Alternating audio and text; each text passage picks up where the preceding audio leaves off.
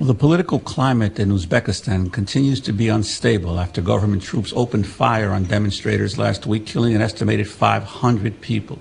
Human Rights Watch reporters say Uzbek citizens are afraid to speak to journalists or other outsiders due to fear of government retribution. In Egypt, anti-government protesters were recently beaten during demonstrations calling for greater political reform. The State Department's latest human rights report says torture and abuse of detainees in Egypt is, quote, common and persistent. In Saudi Arabia, petitioners were recently arrested after calling for political reform.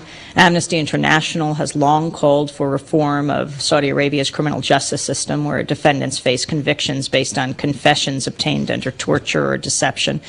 So how are these three countries connected? Well, they all receive military aid from the U.S. A new report from the World Policy Institute has found that the United States is routinely funneling military aid and arms to undemocratic countries. The report is called U.S. Weapons at War.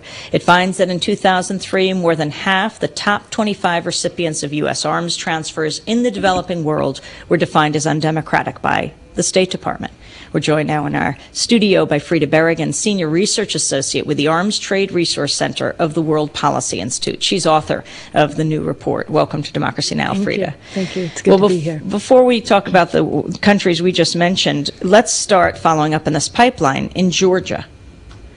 So Georgia received no military aid just a couple of years ago, and now it's become a major recipient of military aid. Candace mentioned the Train and Equip program, the $64 million that Georgia's received. It's also receiving, under the Foreign Military Financing Program, millions in military aid. In fact, that whole region, Azerbaijan, Turkey, and Georgia, in 2001, they collectively received $4 million in military aid from the United States. We've seen that increase tenfold over the last number of years. And this year they receive, or actually next year, fiscal year 2006, they'll receive $42 million collectively. What's Georgia's record? Georgia has a horrible human rights record. It's actively involved in a number of conflicts, putting down secessionist movements. Candace mentioned the Pankizi Gorge, where they've made a lot of the fact that there are terrorists, Al-Qaeda connected terrorists there. But there's also a secessionist movement. A small part of that country wants to be independent, wants to separate from Georgia. And you had soldiers, Georgian soldiers, who were being trained by the United States saying, oh, Pankizi doesn't really matter. There's no Al-Qaeda there. There's no threat there. What we really want is we want this region back that Russia took from us a number of years ago. So you see Georgia manipulating the war on terrorism for its own gain, and we see this pattern repeated throughout the world. Uzbekistan? And Uzbekistan is another great example of that. We have the United States has troops in Uzbekistan at the K2 base, and that base is a staging ground for the war against terrorism in Afghanistan, where supposedly we're bringing peace and democracy, freedom and democracy, and yet we couldn't even muster the political courage to forthrightly condemn the murder of civilians carried out by Uzbeki military, Uzbeki police. We have credible reports saying the Uzbekistani military went through and executed, wounded civilians throughout the square there where that violence erupted. And it took the United States days to condemn. Only after Britain and other Western governments condemned the violence did the United States follow suit. But you had members of the United States government early on saying, oh, well, they have to do what they have to do. You know, those are terrorists, and we're not going to interfere.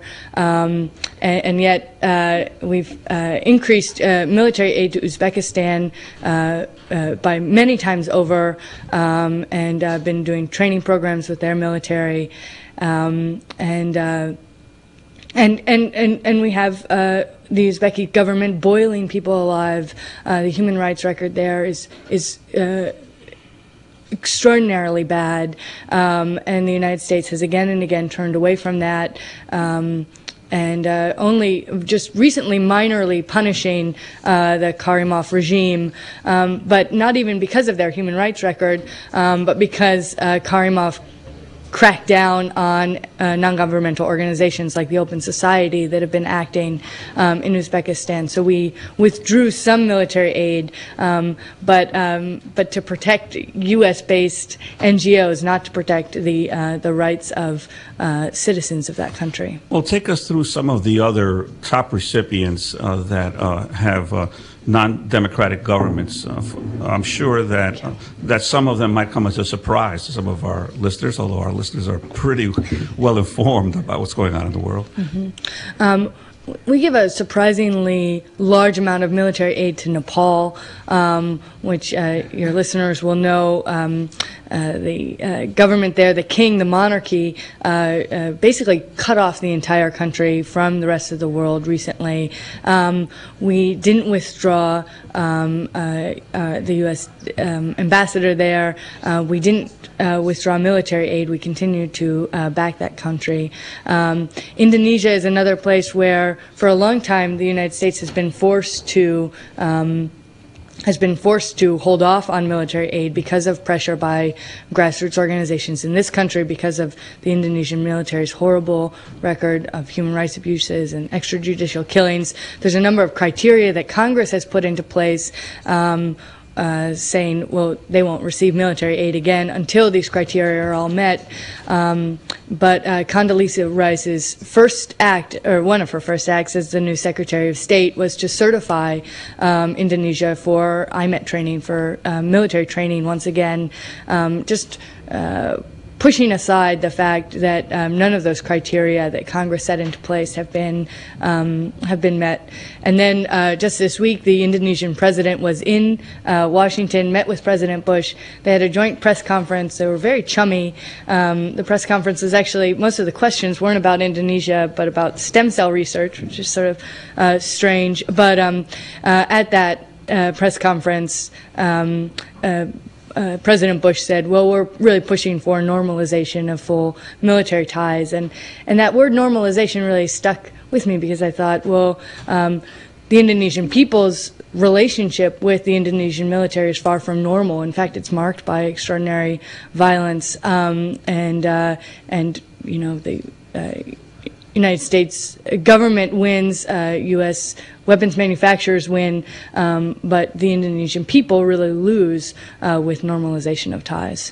We're talking to Frida Berrigan, who's done the report U.S. Weapons at War, looking at countries around the world that receive U.S. military aid. I know human rights groups now are calling for the U.S. government not to normalize relations with Indonesia. Paul Wolfowitz, who's now been named president of the World Bank after the tsunami, went to the whole Aceh area and came back and called for that, even though the U.S. had now for years not given aid to the Indonesian military because of what they did in Timor, the brutality there.